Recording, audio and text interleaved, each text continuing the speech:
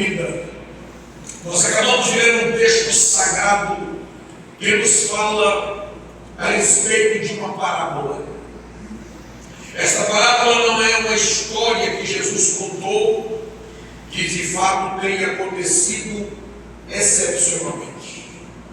Esta parábola é Jesus falando do que acontecia comumente no meio do povo de Israel. É importante que a igreja de Deus tenha ciência de que isso que Jesus está chamando a atenção era algo comum acontecer em Israel. Para as irmãs e os irmãos aqui terem ideia, a cultura do povo de Israel diverge muito da nossa cultura no Ocidente, em especial no Brasil. Jesus está falando aqui de práticas comuns que aconteciam no meio do povo oriental e em especial de Israel. Jesus está falando de um procedimento para casamento. Veja bem que aqui ele não usa a palavra noivo, apesar de muita gente pegar esses textos aqui e arrumar tema de evento, falando do noivo, o noivo, o noivo. Aqui não tem noivo, aqui tem esposo.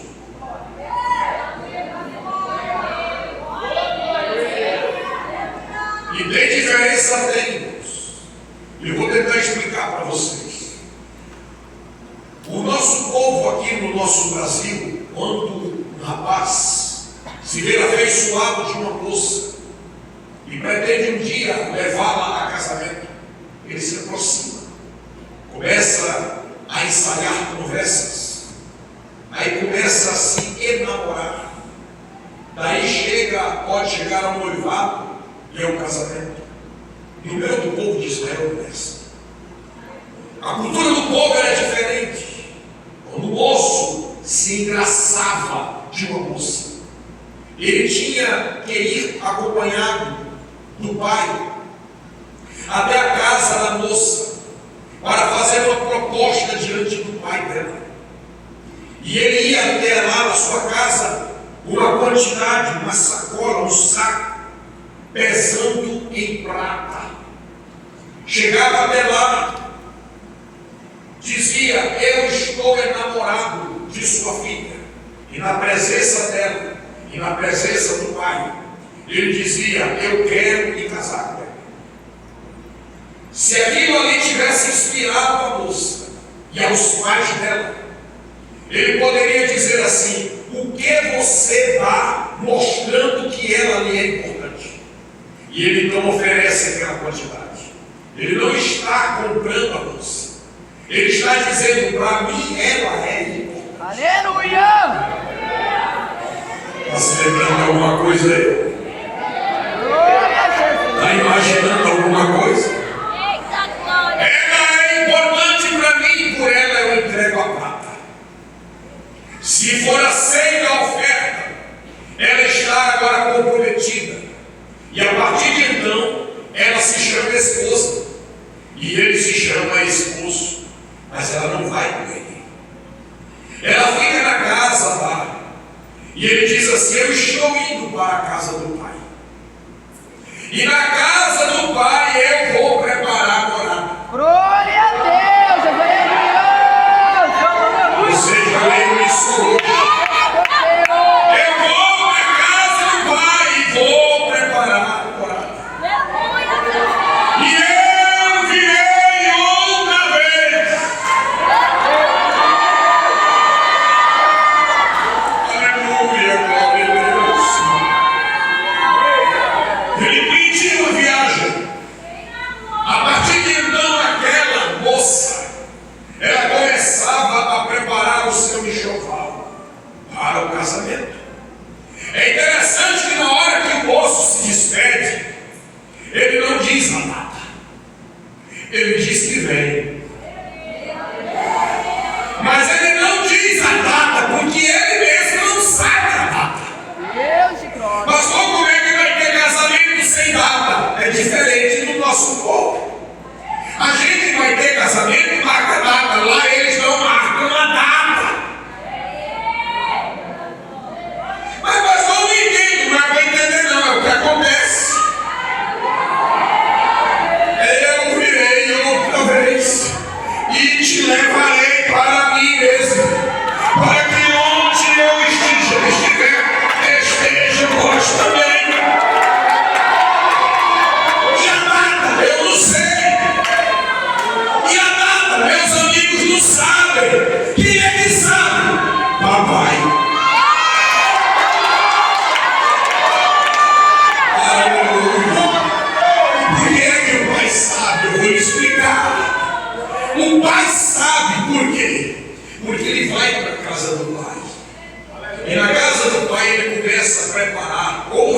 encostado à casa, Eita, ou nas glória, cercanias da aleluia. casa, um quarto nupcial vai ser a sua casa. E ele começa a querer construir. Mas essa construção ele não sabe quando termina. Por que não sabe? Porque só quem diz que está pronto é o pai. O pai é que tem experiência na construção. O pai é que sabe quando a casa está boa. O pai é quem diz: meu filho, vai fazer, vai, é por aqui, vai fazer. Pode mais isso, faça mais. Não está pronto, ele não faça mais isso ainda não. Isso aqui tem que ser feito ainda. Pode mais isso aqui, vá preparando. Ajeite esse fogo e ele vai fazer, ele vai fazer. Papai está bom, ainda não está bom não. Ainda tem que fazer mais. Agora prepare esse ambiente. Prepare mais isso, prepare isso. Está pronto, não está pronto, não está na hora de ainda não está na hora. Quando chegar a hora, eu digo: vá fazendo, vá preparando, vá arrumando, vá ajeitando. Quando estiver no pronto, você vai. Eu lhe mando ir buscar. Mas é quando eu disser que está pronto.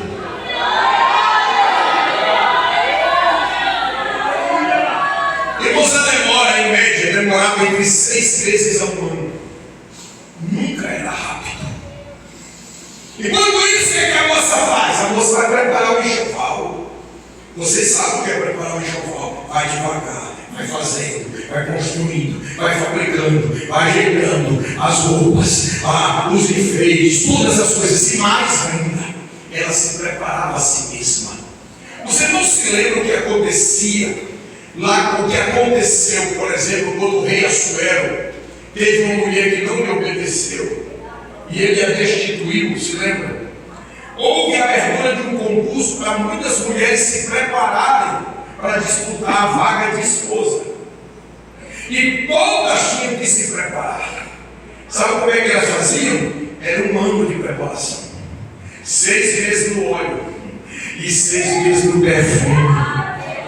Como é que é, pastor? 6 meses no óleo, a pele fica macia pro resto da vida. 6 meses no perfume. E como é que era esse perfume? Não era assim, pegava o estelete. Não. Era assim, acendia-se um fogo. Que dá fogo. O perfume era em pó. Jogava em cima do fogo. Subia um incenso. Tinha uma tampa por cima. Ela subia em cima. Ao redor dela se montava uma redoma e virava como se fosse uma estufa. Aquele vapor de incenso ia subindo. Era um cheiro precioso. Aquilo grudava no cabelo. Entrava, ficava entranhado na pele.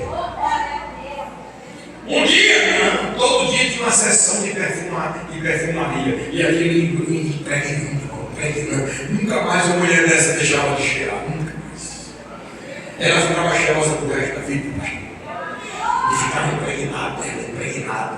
Essa esposa, ela, quando vai passando tempo na frente, também se perfumando. Ela vai se perfumando. Com o tempo de perfume que agrada a ele, glória a Deus. O tempo se passa. E quando o tempo vai passando, a preparação continua. E chega um momento em que elas entendem que o dia está chegando. E como o momento de buscar a esposa nunca era durante o dia, era pela noite. É quando a noite está, não é no período da noite. É quando está tudo em greve. A situação do mundo está do mesmo jeito. É tudo em greve. E quando de noite acontecer que elas acendem as lâmpadas, lâmpada está acesa, por quê? Ele vem. Mas é hoje, ninguém sabe, eu tenho que estar com a lâmpada acesa porque ele vem. Eu preciso preparar a lâmpada. Aí tinha o seguinte, não digamos que isso aqui era lâmpada. Porque a lâmpada era assim, uma lamparina com um pavio. E conforme ela ia queimando, o azeite ia sendo consumido. E como a lâmpada não era grande, a lâmpada era pequena, o azeite que cabia na lâmpada era pouco. Então o que tinha que fazer? Tinha que ter uma vasilha cheia de azeite. Vai consumindo, vai abastecendo. Vai consumindo, vai abastecendo. Vai consumindo,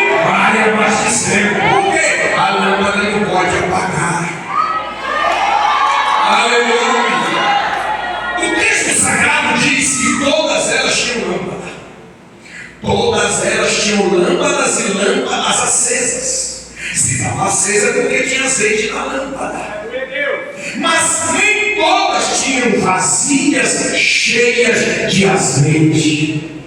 E quando o noivo tardou, diga tardou, e o noivo passa tempo, e o noivo deixa o tempo passar, porque o noivo não marca data, e para a gente parece que está demorando. Não está demorando, está na data certa. É eu que não sei a data, eu digo está demorando, está demorando, está demorando, está demorando. Mas ele diz: eis que veio sem demora.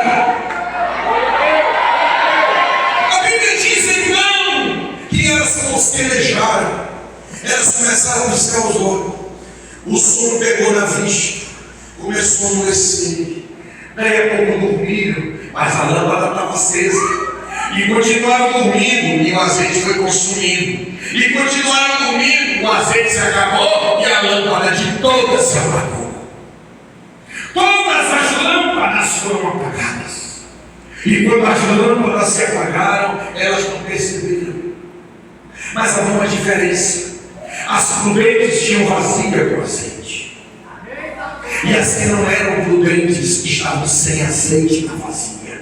Tinham até vasilha, mas não tinham azeite armazenado. O que significa dizer? Significa dizer que aquelas prudentes, elas foram chamadas de prudentes, porque de fato levavam a sério que ele vinha. E que não importava se ele ia demorar, se ia passar tempo, mas eu vou esperar.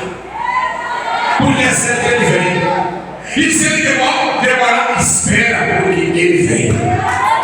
Se ele demorar, eu vou aguardar, porque ele vem. Eu tenho compromisso, eu tenho aliança. Eu vou aguardar e eu estou preparado para ele. Mesmo que ele demore no meu ponto de vista, eu estou esperando o meu esposo.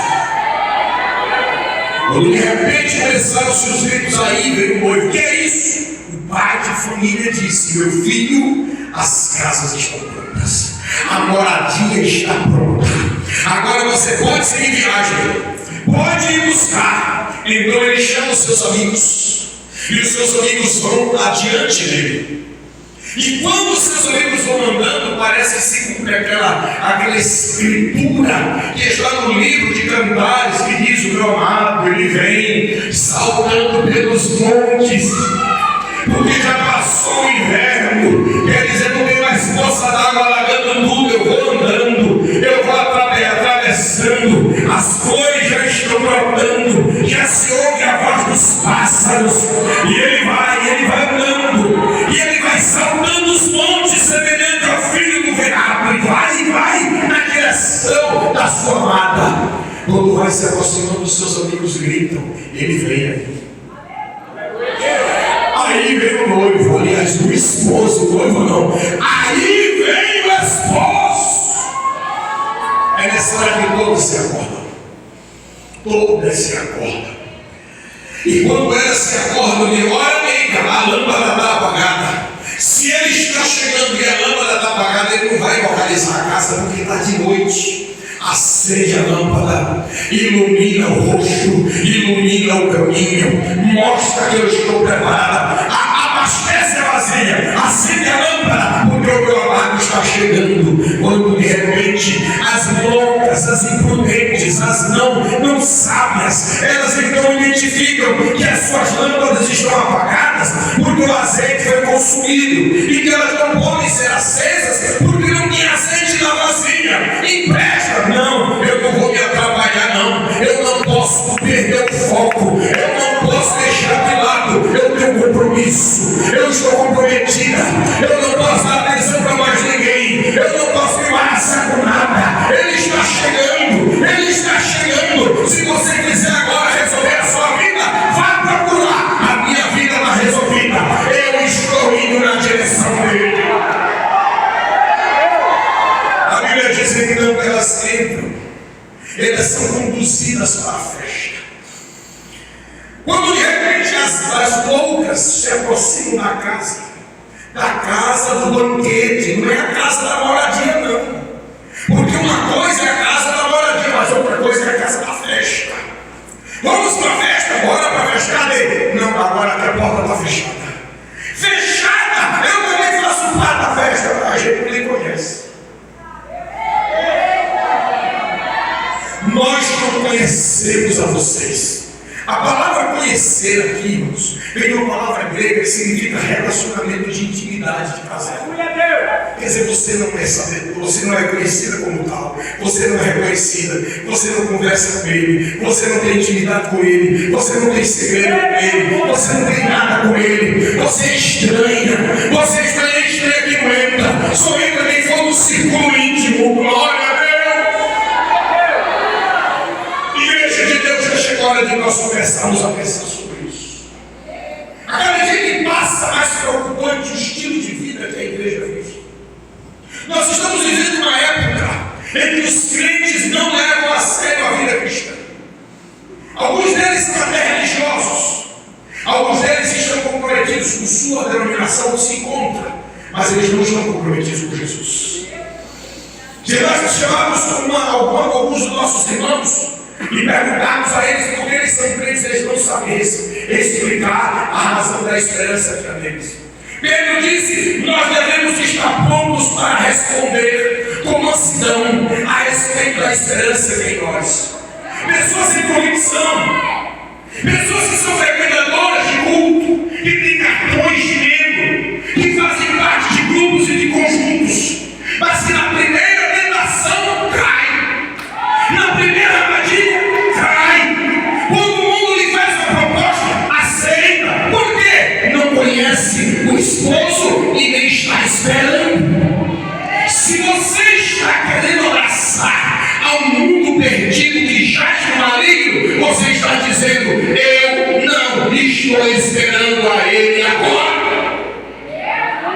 Mas o que é tudo isso? Vou explicar. Aquelas virgens não estavam preparadas, porque elas não levavam a sério que de fato ele viesse. Relaxaram. E nós estamos vivendo uma época em que nós temos uma igreja repleta de crentes com uma visão focada na terra.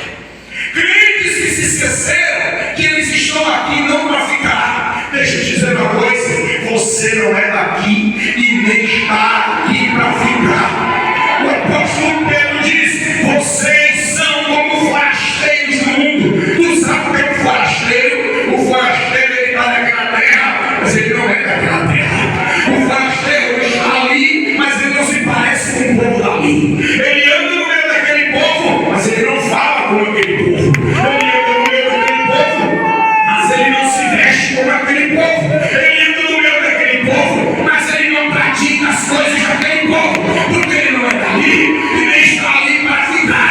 Você não é daqui e nem está aqui para ficar. Então se prepare para sair da terra. O que vocês estão se vendo é uma igreja focada na terra. Observe bem uma coisa: Deus tem um negócio com o povo de Israel, e o negócio que Deus tem com o povo de Israel é terra, não é céu. Ele diz: habitareis na terra, possuireis a terra, conquistareis a terra. O negócio de Deus com Israel é terra, mas você é diferente. E não é terra não, minha terra não é céu, é céu. Se já ressuscitastes com Cristo, buscai as coisas que são de cima, onde está a sua mente. Você está aqui, mas tem que estar na expectativa do esposo. Você está aqui, mas tem que estar esperando o seu casamento. Você está aqui, mas precisa se lembrar do céu. Aleluia! E o que nós percebemos, irmãos, mais evidente que prova isto, é uma igreja que não vive com Cristo, que não está em Cristo. Quando Jesus citou aquele texto lá que vocês leram hoje para falar do tema: na casa do meu pai há muitas moradas, eu vou para o pai, virei outra vez. Tudo aquilo ali que Jesus estava falando, ele estava falando logo após dizer que ele ia ser morto. Pode olhar o texto. Ele estava falando: olha, estou indo embora.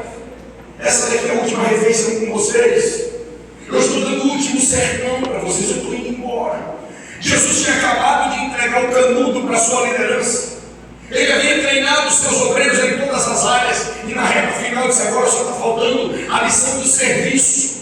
Vocês precisam aprender a atender necessidades, a trabalhar. Se tem pé sujo, lave. Se tem serviço, cumpra. Se tem tarefa, realize. Se tem alguma coisa para ser feita, faça. Não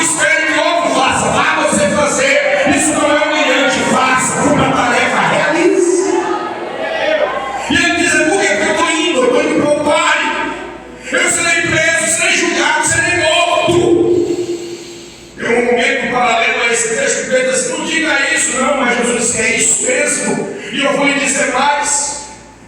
A igreja ela vai enfrentar a questão de morte. Quem a meu respeito foi com morte. Ele diz assim, olha, ele fala a respeito da declaração de Pedro, sobre esta pedra eu edificarei a minha igreja, e as portas do inferno não prevalecerão contra ela. A palavra ali, inferno, é uma palavra grega chamada Hades, e Hades quer dizer sepultura. Sepultura, significado de morte. Ele está dizendo assim, vão atentar contra a minha vida, mas não vão deter a marcha da igreja. Vão matar os crentes, mas isso não vai deter a marcha da igreja. Se alguém quiser vir após mim, tome a sua cruz e siga-me. O que ele está dizendo? Ele está dizendo, esteja disposto a morrer. Esta geração de agora não está disposta a morrer. Tanto ele acelerado, dá tão segundo os gritos e faz parte do mistério. Mas se impressar, isso é um texto de lado. Eu pastorei a igreja desde os meus 20 anos de idade. Hoje, pela graça de Deus, eu tenho 50 anos. Eu já vi de tudo na igreja. Uma certa vez, um irmão pediu oportunidade para agradecer a bênção que estava concluindo o seu curso universitário. Eu disse, conta, minha irmã, vem cá. E ela pegou o microfone e agradeceu que depois de 4 anos concluiu o seu curso. E pela graça de Deus estava concluindo